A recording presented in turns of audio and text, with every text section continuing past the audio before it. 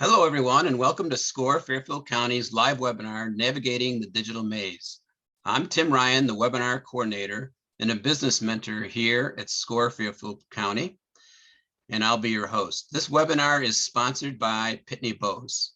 Our presenters today are Susan Catalano and Robert Clark. More on them in just a minute. First, some brief info on SCORE. There's over 320 offices, 11,000 volunteers nationwide. We're part of the Small Business Association. SCORE Fairfield County has over 100 volunteers with a wide range of industry, process, and subject matter expertise. We offer 3 primary value-added services to small business owners: free one-on-one counseling. 2, we offer educational workshops and webinars, over 100 per year. And 3, we have extensive resources on our website, including Word and Excel templates to help you build your business plan.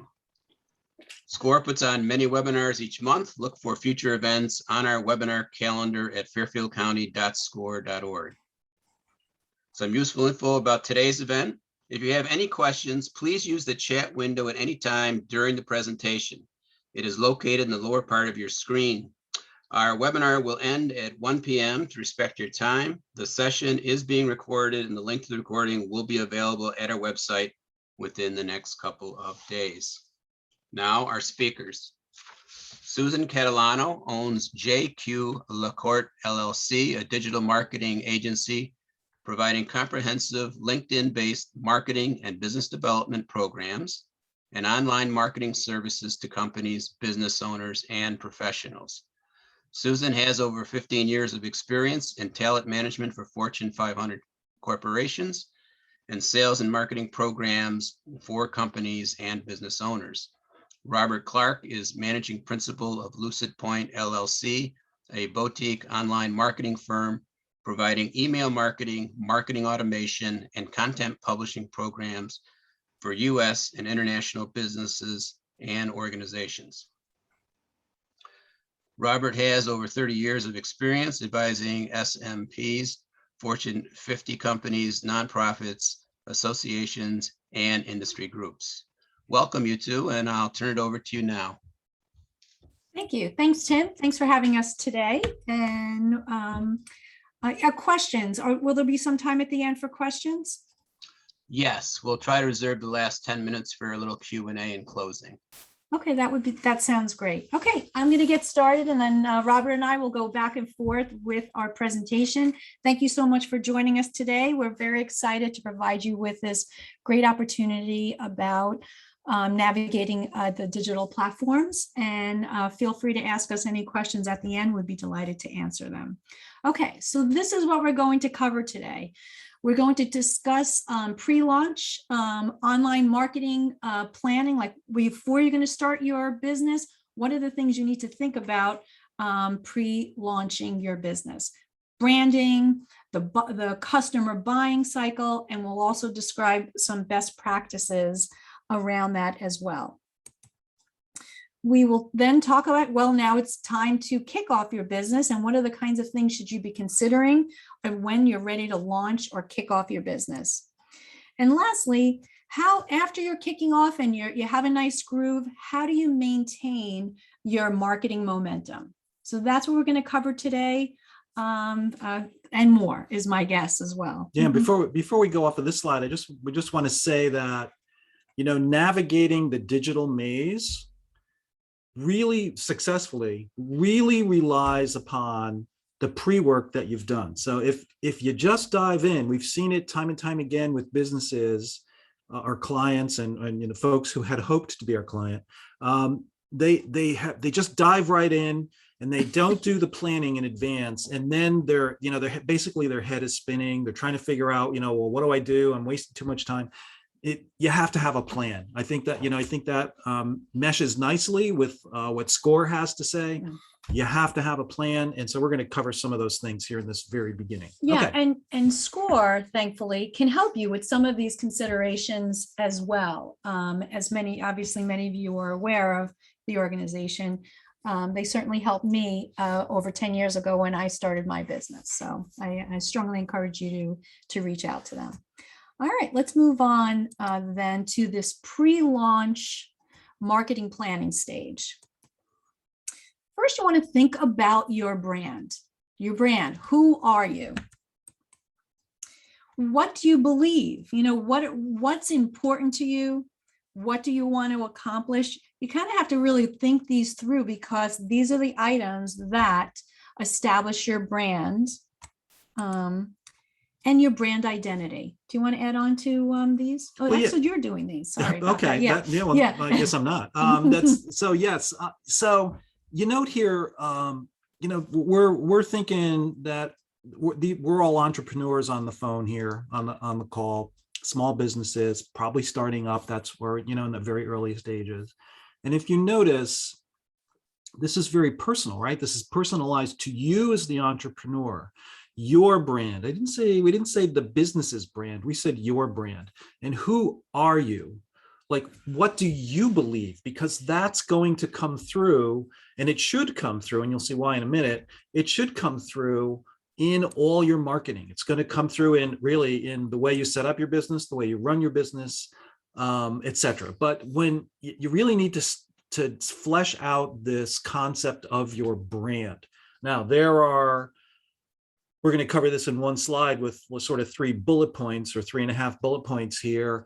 You know, figuring out your branding is probably, a big subset of marketing folks that are out there. And, you know, and we know those folks. In fact, we've gone through it ourselves, but it's really important to understand where you come from for a lot of reasons, which let's keep going here and see what it is. And I'm going to give an example of our business once you're done too. Okay. Some of those things that are part of our brand that will help you create one for yourselves as well. Okay.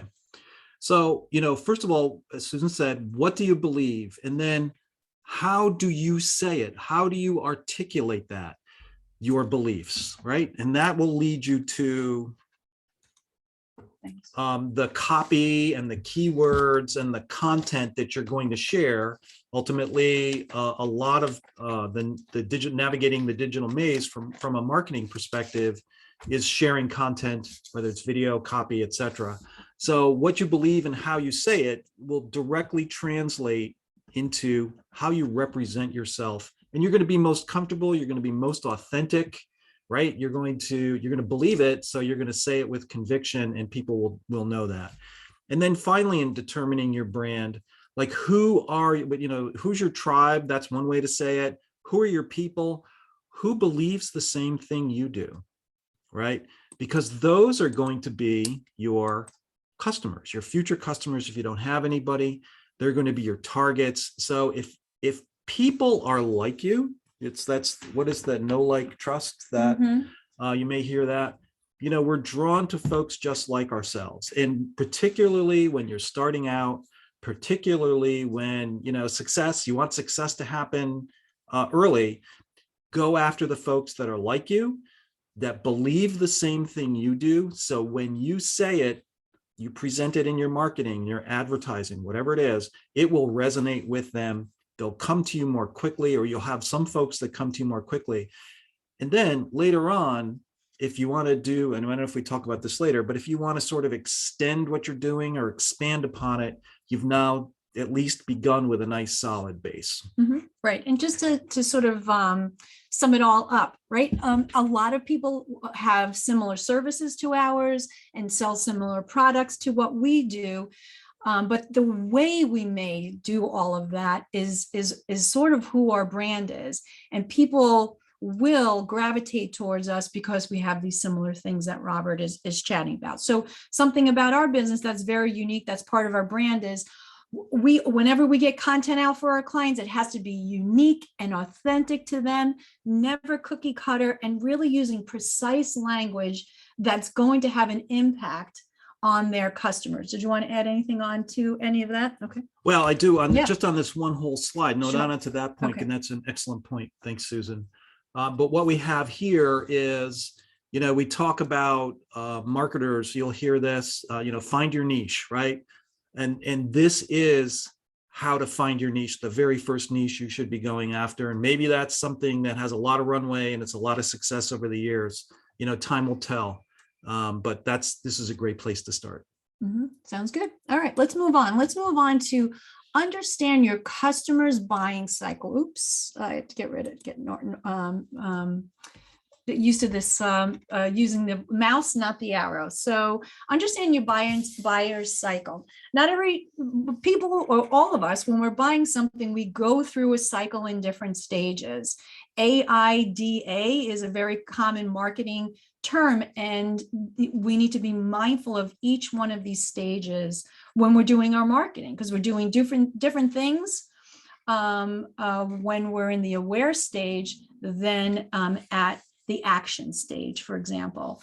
Why don't you add on more to this particular slide? Sure. So particularly when you're starting out, if you are immediately pushing folks for action, or another way to phrase that is you're immediately marketing with action, but nobody even really knows about you, or they don't really know exactly what you do or why they should be interested, that's going to be wasted effort.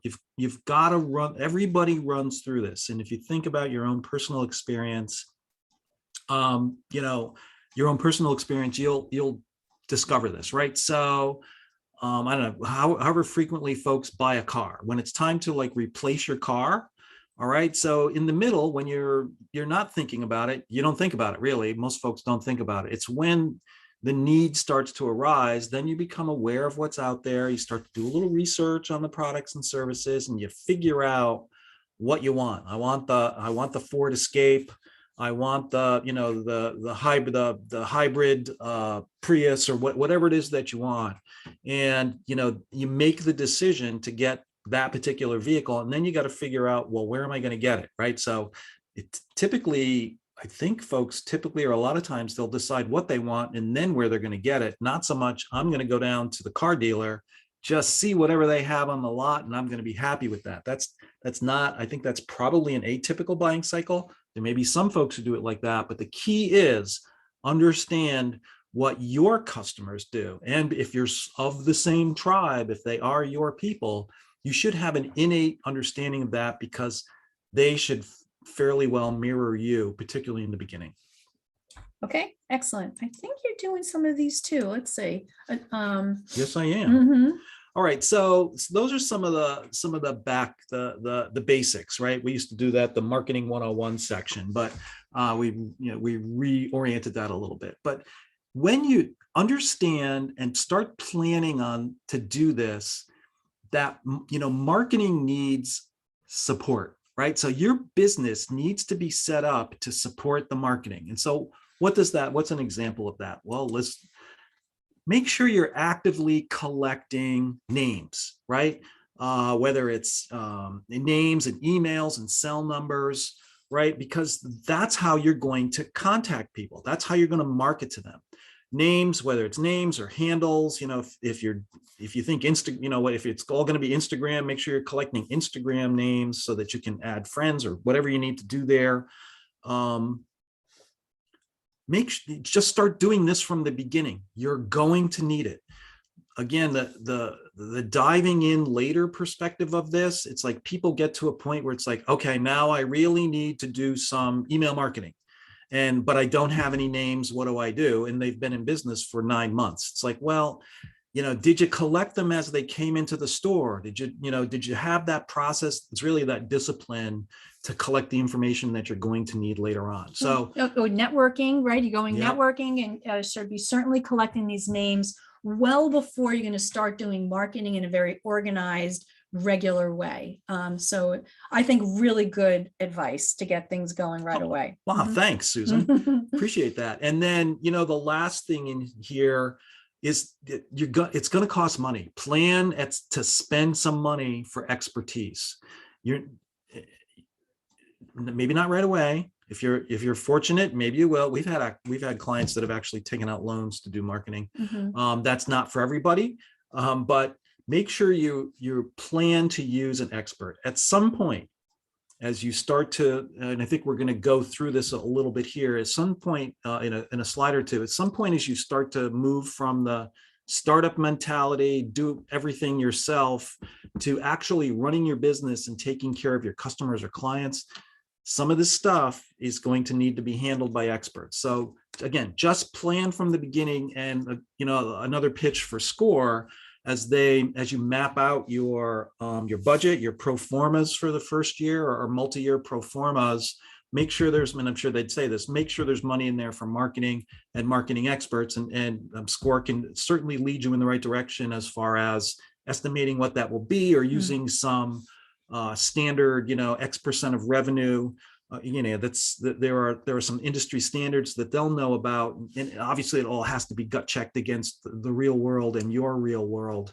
And I don't mean to imply that you can't do this on a shoestring and you can't start, be like Hewlett Packard and start from the garage, or whoever. I guess a bunch of them started from the garage, and I hope you have that.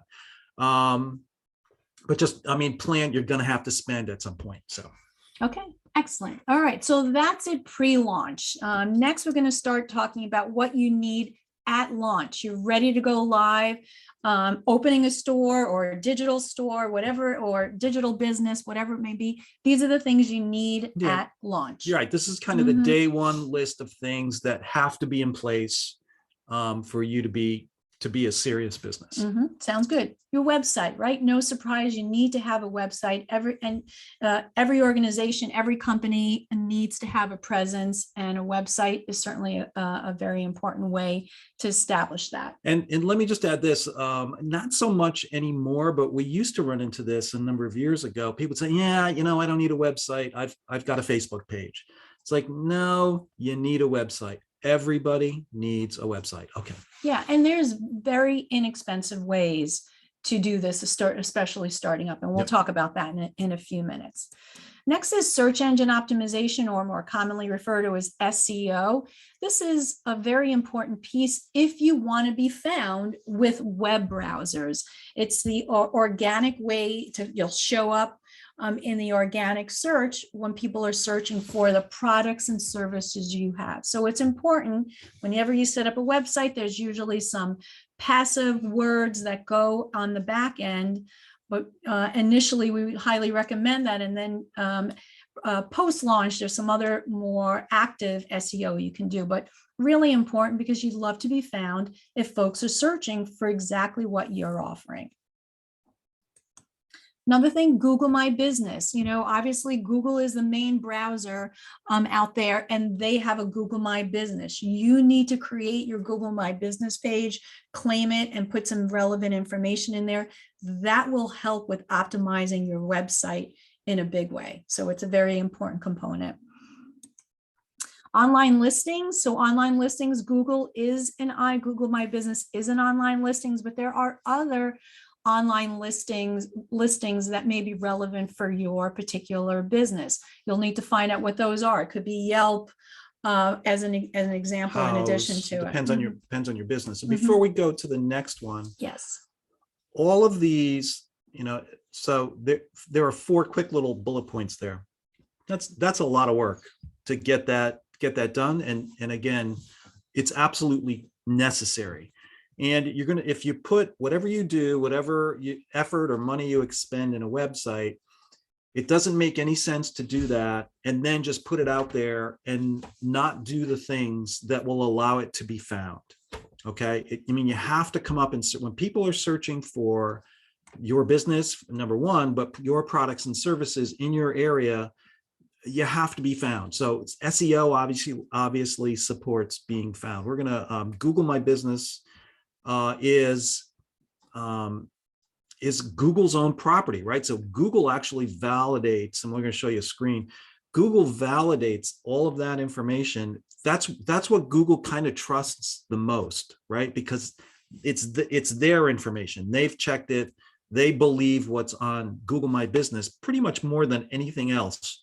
Nobody's going to fudge Google My Business. Nobody's going to keyword stuff or do all that fancy backlinking stuff, which is all important, but you're not going to pull the wool over Google on Google My Business over their eyes. And the online listings too, all of those are important for 2 reasons. One, like Susan mentioned, like Yelp, your customers are going to go look there, and we'll talk about reputation up next.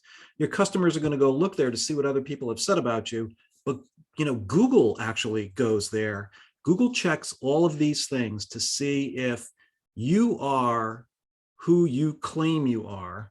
So if there's consistency across all of these sites here, Google, particularly Google My Business, they'll have a much better, they'll feel more comfortable. And, you know, I'm personifying they, when we all know it's a big algorithm that determines that. But this will satisfy them that they can present your website as the answer to the searcher's question. So that's kind of a long way around to say all these things are important, and you know, you have to do them all. Yes. Okay, go ahead. Very good. The last one on the slide is reputation management. So that obviously people have the ability to rate and review your business.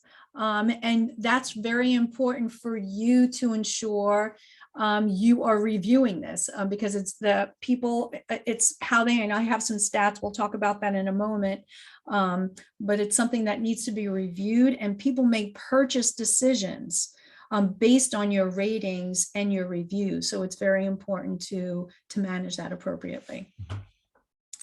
And so this is a Google My Business page. I think I'm doing this directly, or you are? Well, I mean, yeah. it's, I mean, so again, Google My Business, you get to tell Google directly about your business. They don't have to infer anything.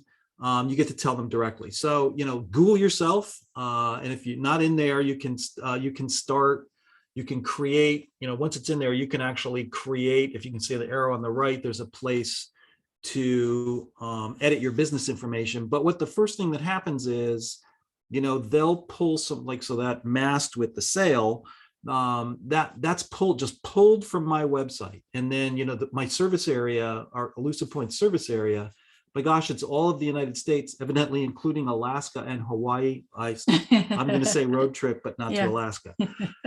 Okay, good. So very important. Actually, it's quite easy to do this, but be sure you do it and get exactly the right information in there, your address, your hours, and you could even post information in here as well, too. Okay, let's move on.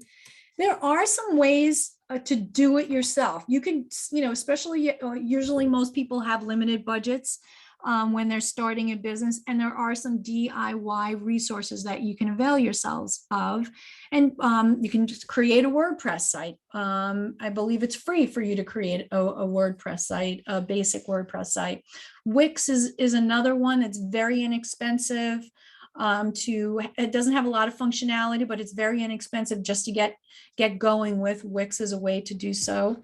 Shopify, if you have an e-commerce type of business. Did you want to add anything? Well, I mean, you know, there are others too, right? So these are just examples. Shopify, there are other carts, depends on the sophistication of your Etsy, right? Depends on the sophistication of your business, etc. Okay, good. And then obviously, you know, setting up your own Google My Business, claiming your Yelp and making sure all the information is accurate. And it may be other digital sites that are relevant for your particular business as well. And review all your social sites too. And so what did you want to add on to that? Well, you know, this is where knowing who you are and knowing the business you're in will give you a lot of clues on which social sites you should use, and we'll talk about that later. But I go back to we did a presentation for the national audience. It was state veterans homes. So I don't know if everybody's in Connecticut, but like the Rocky Hill Veterans Home, these hospitals all around the country, and turns out there were two primary places where patients and their families were posting reviews.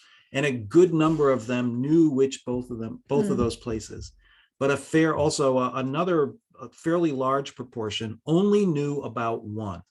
And so what was happening was people were posting on these other social sites and making comments and review sites, and they had no idea, they were missing all of that feedback. And so they missed the opportunity to respond and to be proactive on all that. So we're going to talk about which social sites to choose later, but you know, make sure that you do it. You've got to do review on all these social sites. Yeah, and you have to do it regularly. You have to review the reviews on your social sites regularly, and all reviews and all ratings actually as well. Yeah, thank you. And so the do-it-yourself is great, but pro having, well, it's less expensive to do it than having a professional actually do this for you. But there are some cons, or these are all intuitive to all of you. It can be very time consuming to manage all of that. And you must be thorough. You must be thorough, and especially reviews or ratings, they cannot be ignored because people are making decisions, buying decisions, and part of their review process to do that. Do you think the yellow highlight with the red letters, it gets the point across that it's important? I think it does. Yeah, I think it does. And in the context of what we've been talking about, again, we know, everybody knows that there are very few people that have this enormous, big budgets just at launch. If you do, you're fortunate. And there's going to be, like we mentioned, this continuum, right? You're going to do a lot of stuff yourself. It's less expensive. You get established, but just understand that you really need to stay on top of all these things, particularly the reviews. And that one of the how many times have we heard it? It's like, yeah, we got really busy and I just didn't have time to do it. And now, we kind of went through our backlog, and now I would need to rebuild my backlog. If we hear that, far too much, it's like, you gotta keep doing this stuff. So cannot be ignored. Okay. All right. You're up next around convenience. So if you're going to do it yourself, there are ways to do this in a convenient manner and a relatively inexpensive manner. There are multifunction platforms. So like Constant Contact, MailChimp has it. Others do as well. Start looking around for these multifunction platforms. I'm going to give you an example in a second. You have to pay a subscription fee, but it's pretty small, and you probably pay by service. Let me just give you an example of what's underneath Constant Contact, right? So, once you're in there, I don't know if this goes over here. If you can see my mouse, my pointer, you can build a website here, right down here. It says build a website. You can build a website. You can build an e-commerce site here. You can do bookings. You can set up a bookings, which is making the ability for somebody on your website to set up an appointment with you. Great for coaches and those types of folks. You don't have a domain, you can buy a domain, mybusiness.com or yourbusiness.com. You can build a logo. You can do some very basic SEO, but effective enough to start, particularly if you build a website with them. You can set up your Google My Business profile here. You can actually do some Google advertising. Don't do that first. Don't do that in the beginning. We'll talk about that later. And Google Workspace, that they'll set you up with with your logo. Not your logo, with your domain, like a professional email account with your own domain. And just while we're on that, it costs so little to get your own domain, yourbusinessname.com or whatever it is. Resist the temptation to just use Gmail. Okay, Gmail, it's like a flag, a big red flag that says this may not be a serious business. This person's tiny. This guy or gal is tiny. And that's going to, if you aspire to work with bigger companies or sell bigger ticket items, get your own domain and make sure your email is not a Gmail, or I don't know if AOL even exists anymore, or Yahoo. I still see it. I still see it. Yeah. optonline.net, anything that's, looks like a verizon.com, anything, unless you work for Verizon, anything that looks like a home consumer thing, you want to stay away from that. Okay. Good. Excellent. Thank you, Robert.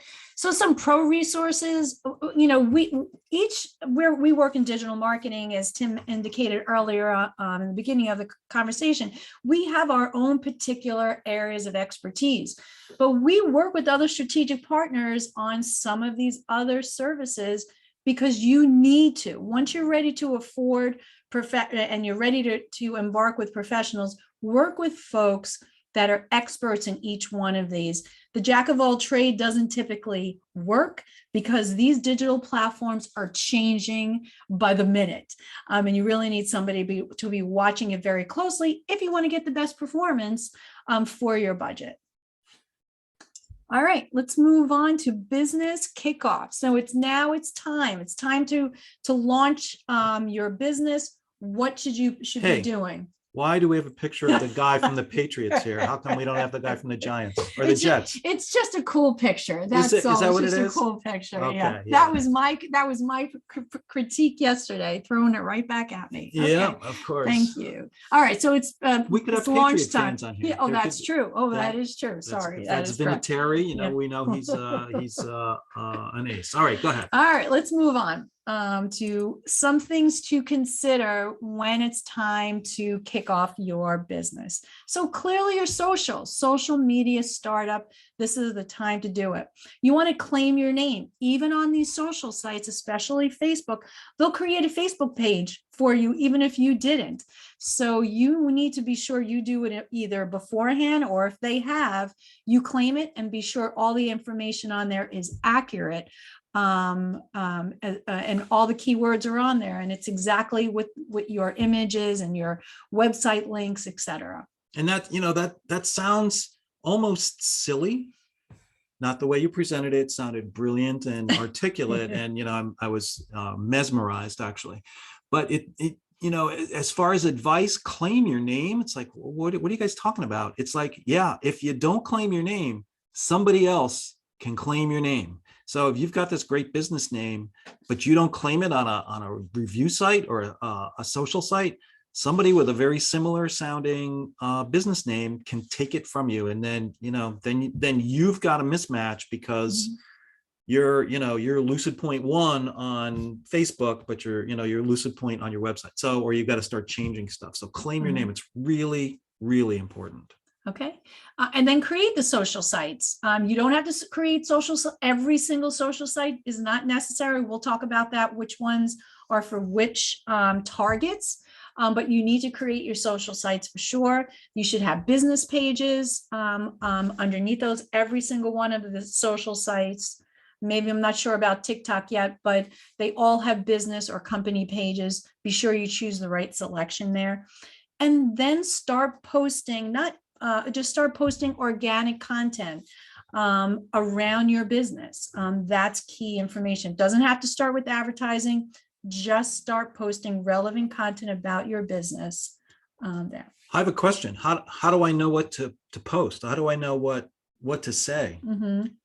Right. Well, there are some good guidelines, and we are not going to get into that later. So we're going to get into it right now. So, Well, I was going to Okay. say, you know, we had slide number 1 was like, Mhm. what do you put? What do you post? Post what you believe. Post those words and phrases and those videos that match your brand belief. That's where I was going with that. It's a Gotcha. trick question. I see. All right, let's move on. Thank you, Robert.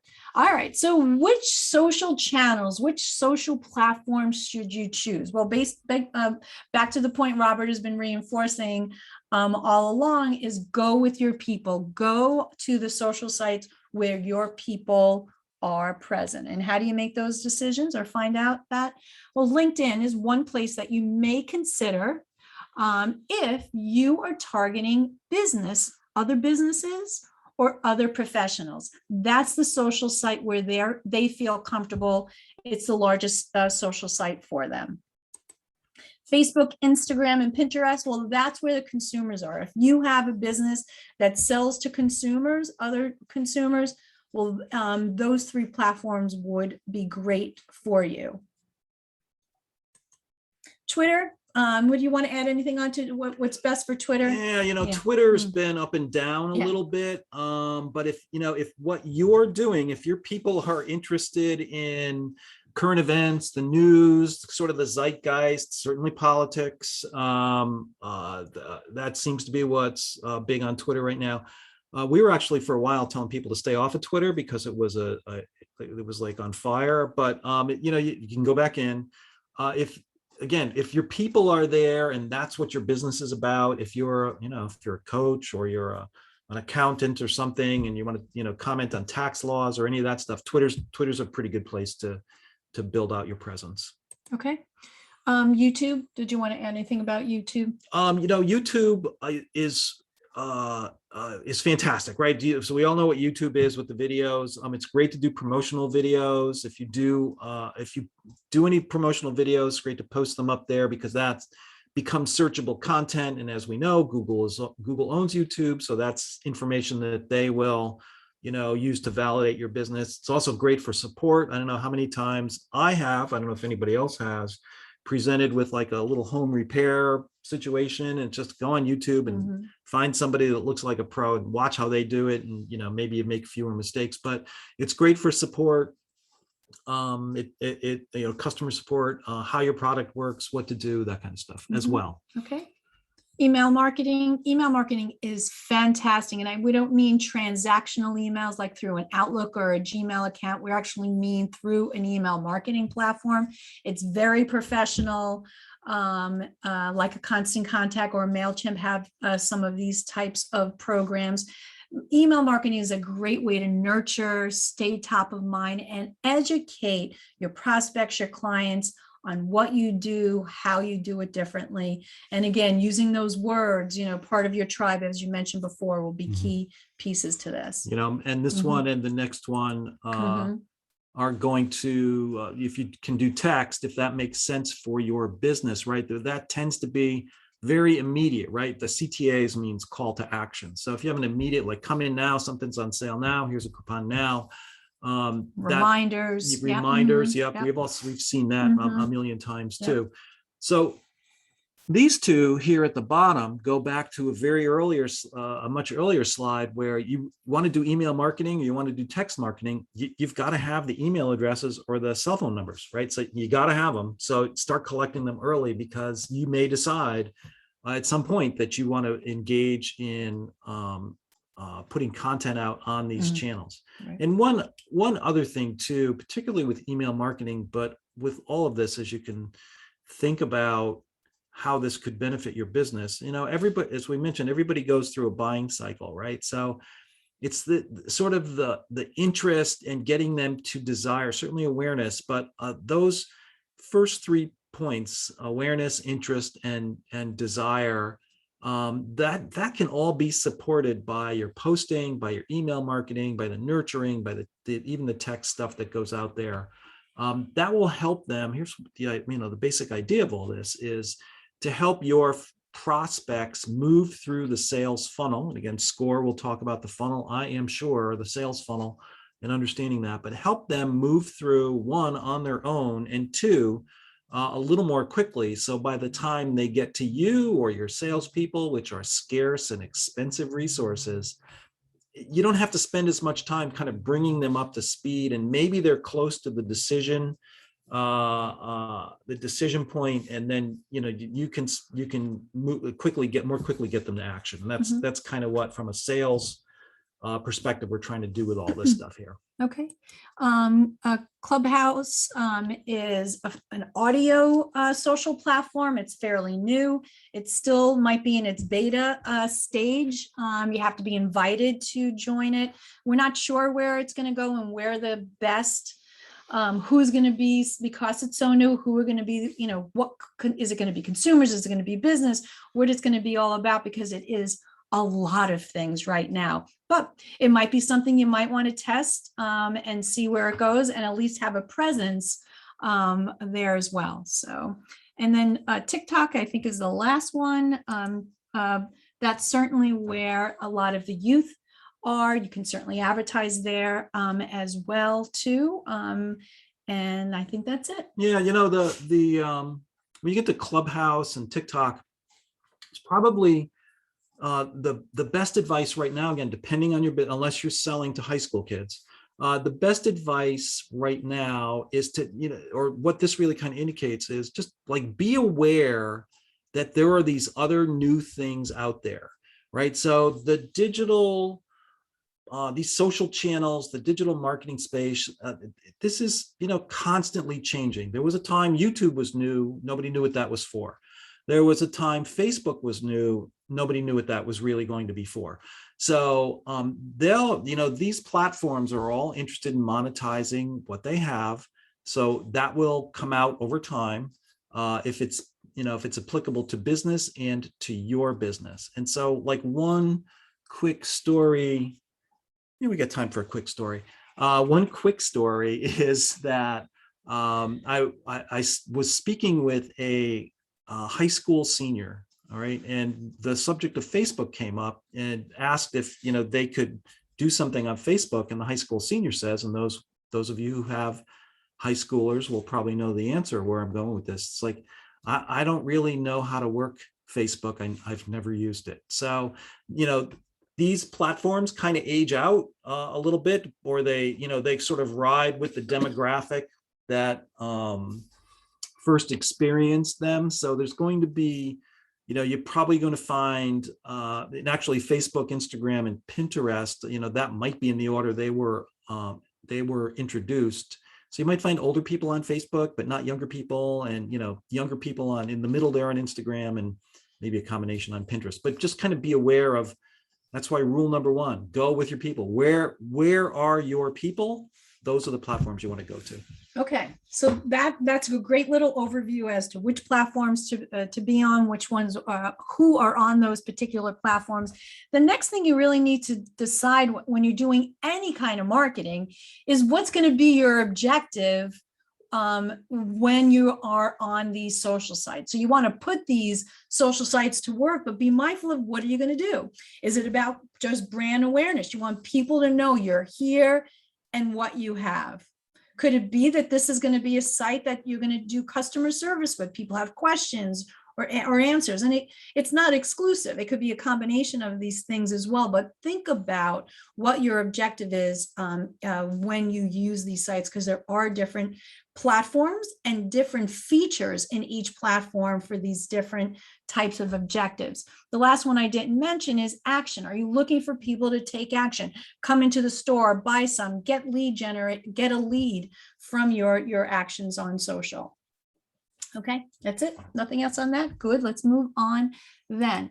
Let's talk a little bit about online reputation management. Robert, why don't you start this off, and then I'll Yeah, sure. Just a couple of quick examples here. Again, this is the one on the left is from the Lucid Point Facebook page. And, once the business page opens up, all right, so this is obviously I'm the manager of it, so I see the manager view, but all the rest of this stuff is here, phone number, blah, blah, blah. But a lot of people don't see this on the bottom.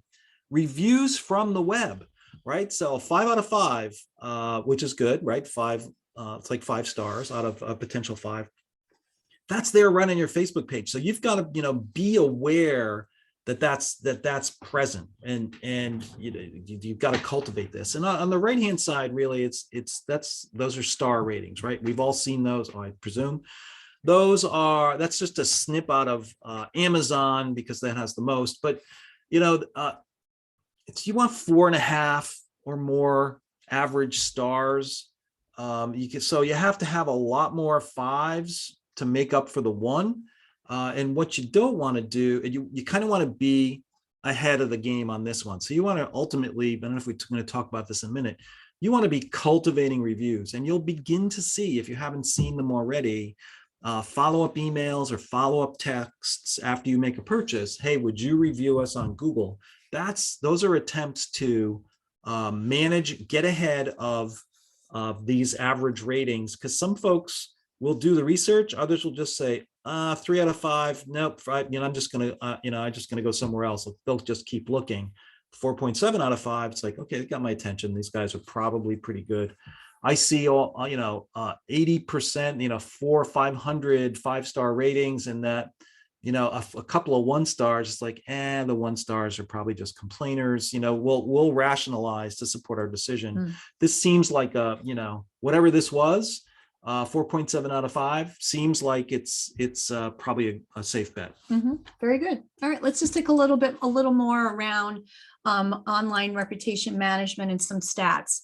86% of consumers read reviews for local businesses, and 95% of them are age 18 to 34. That is unbelievable. Consumers read an average of 10 online reviews before feeling able to trust a business. And lastly, 40% of consumers only consider reviews written within the last 2 weeks, and that's up from last year. So that's the year before probably. So it's probably even higher than that now is my guess. It's so recent is very important. They might go back to the older ones. It depends on how many reviews there are, but the most recent ones are the most important ones. And I bet you feel similarly. I'm sure you've done all of this yourself as well. All right, planning your content. I think you're doing this. I forget now, but sure. So this is the material you're putting out, right? The copy, all that stuff. So let's just rattle right down what we have here.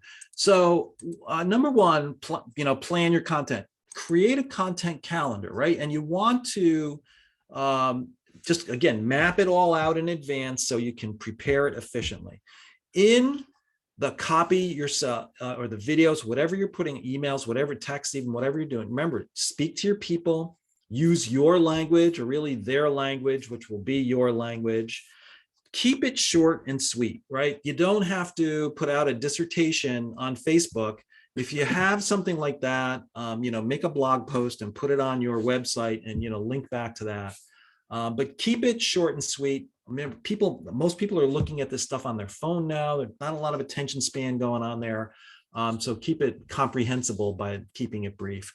Leverage seasonality.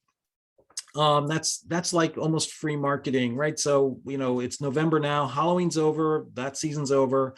We're into the Thanksgiving and then the December holidays. It's on everybody's mind. Put your content in that mode, which you see in advertising all the time, but that's kind of what you're doing here too. You're marketing, right? So put the holiday stuff out there because that's what everybody's thinking about, and it's going to resonate more easily with them and register more easily, and you'll help cut through the clutter.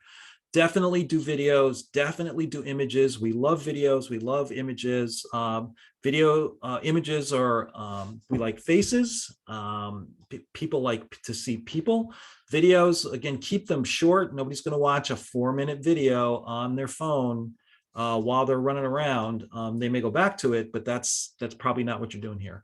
And then leverage your content or synchronize your content across the channels, right? So whatever you're doing, suppose you decide you're doing Facebook, Instagram, and email marketing. Use the same kind of stuff from your content calendar across all those channels. It'll either, if somebody sees more than one, it's reinforcement, but it's also helps your messaging for November should be the same essential message across all your social channels. Okay, very good. Great best practices around planning your content. Let's talk about the third stage. So you've already gone through pre-launch. We've gone through at launch or kickoff. And now how do you maintain your marketing momentum? All right, so now we're sort of expecting the business is running. You got some cash coming in. First thing you need to do is fund the budget, right? So that budget that you laid out, that pro forma budget, X% of net sales or whatever it is, make sure you fund it. Okay, that's how you're going to do it. Take an incremental approach. We're big proponents of taking an incremental approach to these marketing programs, particularly in the context of the budget. If you want to do 4 things, and you can do 1 thing for 9 months, but you can only do 4 things for 2.5 months, do the 1 thing for 9 months. All right. There's momentum is very important when it comes to marketing, particularly online marketing. And you don't want to want to blow the budget you don't want to blow the budget and force yourself to stop, right? Consistency is important because I knew this bullet point was coming up. Consistency is important. The start-stop methodology doesn't work that well because once you stop, you've got to rebuild sort of that foundation. So you're not starting from where you left off. You're starting from where you were, at some point previously.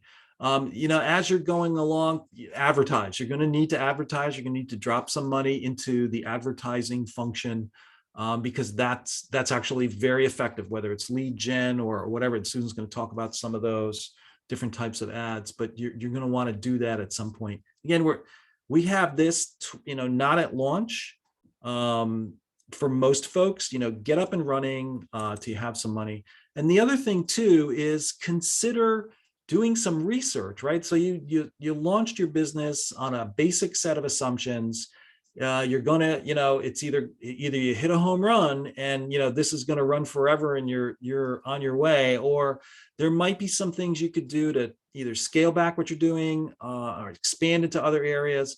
And there are a number of ways to do some research, including DIY. But this is another thing where you might want to get a pro. And outsourcing to pros, it happens at this point. You're funding the budget. You've got some money. This is when you go back and say, all right, maybe it's time for some active SEO. Let's get some have some the professionals do the reputation management, so I don't have to focus on that. And that's that. Right. Sounds good. Thank you. And plan to spend, as Robert already mentioned, plan to spend on advertising. Organic posting is great. And there's a lot of techniques to kind of get your message out to a lot more people. But so supplementing your organic work with some advertising is a great way to get your message out to precisely whom your targets are on the right platforms. It's not cheap. So you're going to have to, certainly fund and invest in your business. And that, one of the times to do that would certainly be when you're ready to advertise. I'm not recommending you advertise on all platforms, really just the priority ones initially, where you're going to get the best bang for your buck. There's many places where you can do advertising. One place is website ads, right? So display ads and geofencing display ads are two many popular ones. How they differ is display ads is you're able to place ads on relevant websites. I think I have an image on the next page. So if you're a paint store, it's great to show your ad here at the banner when someone is searching on the HGTV. And so that's a great way to do a website. Geofencing is places ads on mobile phones when your prospects are in a specific location. So if you had a competitor, if you're at a paint store, a Benjamin Moore paint store, and people were walking into Sherwin-Williams, you could target them just as they're in that area with your information if you wanted to. So that's geofencing. And I have a picture of that on a couple of slides. Is that fair? Yes, it's fair. Why wouldn't it be fair? Why wouldn't it be fair? Okay. It's advertising. Okay, geofencing. So this is an example of a car, which is very popular for geofencing for car dealerships. All right, next is search engine marketing. So this places your business at the top of the paid search results. So it's called a search engine results page. So I'm sure we've all seen these little ads here. Well, you can easily pay to be one of these top three when people are searching for your products or services. Another thing you could do is social media advertising. All the platforms have the ability to do different objective programs, brand awareness, get people to events, or lead generation. There's many even more objectives than that, but those are the three main objectives that you can utilize on any of these social platforms. But this is an example of a LinkedIn advertising. This one is Facebook. They have different target criteria or features that you can avail yourself of, but pretty much if you're, these are where your people are, you'll be able to get and serve content up to them through advertising. And then that's it. That's all she wrote. That's all we have for today. Questions? Very good. Thanks a lot. Yeah, we'll now use the remaining time for a little Q&A. We'll take as many questions as we can up to 1 o'clock. So please submit them via the chat feature in the lower portion of your screen. So the first question we'll start out with is for Google My Business. What if your biz is not brick and mortars? How can we get around Google's requirement of a physical address, I guess, since they don't want a business that doesn't have a storefront? There really isn't a great way to get around that, except I know some folks use the UPS store and get an address from them, or even your local mail post office sometimes too. But really the easiest and least expensive way to do it is getting an address through UPS. Mm-hmm. Right, and Amanda had a question as well. her question was, should you claim social sites even if you don't plan on posting there? For instance, TikTok. Do you have to go into TikTok and claim it even if you're not going to be using that social media? Yeah, I wouldn't necessarily recommend that because I'm not really sure yet if they're going to create business pages on TikTok. And so it's probably unnecessary to do so. But absolutely do the main sites where your people are likely going to be, the social sites your folks will likely be. Yeah, absolutely. Mhm. Yeah, the next one I think was probably referring to a comment Robert made early on. So she's was asking, how do you know when you're ready to advertise?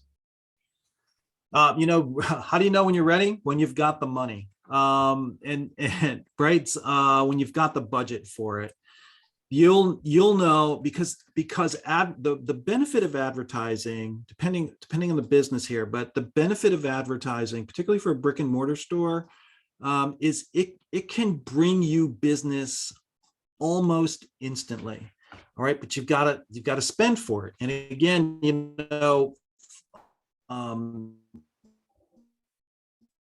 I don't know the name. Where was I going? The effectiveness. Oh, you'll know based on where your people are. That's not the point I was going to make. You'll know based on where your people are where you should be advertising, because it's going to be the same platforms. So if you can, if your people are on Facebook, say, then you're going to want to advertise on Facebook. And that will also allow you to, as Susan mentioned, there are lead gen, different types of advertising vehicles that Facebook and LinkedIn and others have that allow you to target precisely who you want, also help you expand. But the probably the number one bit of advice around advertising that we're going to give you is don't do it yourself. Just do not. There's one guarantee when you do it yourself advertise, and that guarantee is you're going to spend all your money. All your money's going to be gone. You may or may not, and probably won't get the best results. This is an area where it's just worth it to pay the fee, whatever the fee is for the professional management of that. It's so complex. You could spend, people make careers out of figuring out how to do Google ads and how to stay ahead of it. And if, we've all got businesses to run, we've got customers to take care of. That's where we should put our efforts. Got it. Jonathan wants to know, how effective are Google posts? Well, it depends on what he means by effective. I mean, I think Google posts, it's not a bad idea to certainly have a few there. Just because people are searching, they're going to click, and if you want to have some valuable information, it's a great way to get some attention about it. But that would be my recommendation. Not really worry too much about it or spend too much time there. More so, I would recommend you spend more time on the other social sites where your folks are. Yeah, and in the beginning, if you want to help validate what you're claiming you're all about, what you're claiming your business is about, meaning, I say we're a marketing company. Let's make sure my website says I'm a marketing company, make sure my Facebook profile, the company page says that. And you can also put some posts out on Google, about marketing, whether it's about online marketing this, marketing that, and that will also help validate with Google that you are who you say you are. Got it. So Loretta was just commenting that Google My Business rejects UPS addresses, which I have. She has a UPS address. It says against their rules, must have a physical address. Yeah. But someone else had commented that GMB had a section for marketing for a home-based business, so it doesn't show the address publicly, but I don't know if that really... Yeah, so I thank you for that information. That's new information. I'm very sorry to hear that. Yeah, it's a tough one. It's definitely a tough one, especially now without that piece. So. Great.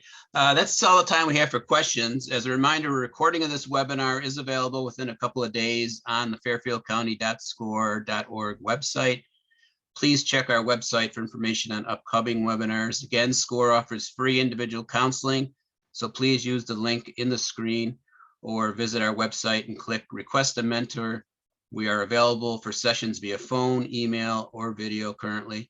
Also, please fill out your evaluations that have been sent at the end of the webinar. On behalf of SCORE, I'd like to thank you all for attending today's live webinar. In closing today, a big thank you to our sponsor, Pitney Bowes, and Susan Catalano and Robert Clark. Thanks, everybody. That was great. Thank you. Thanks for having us. Have a great day, everybody. Thanks. Bye-bye.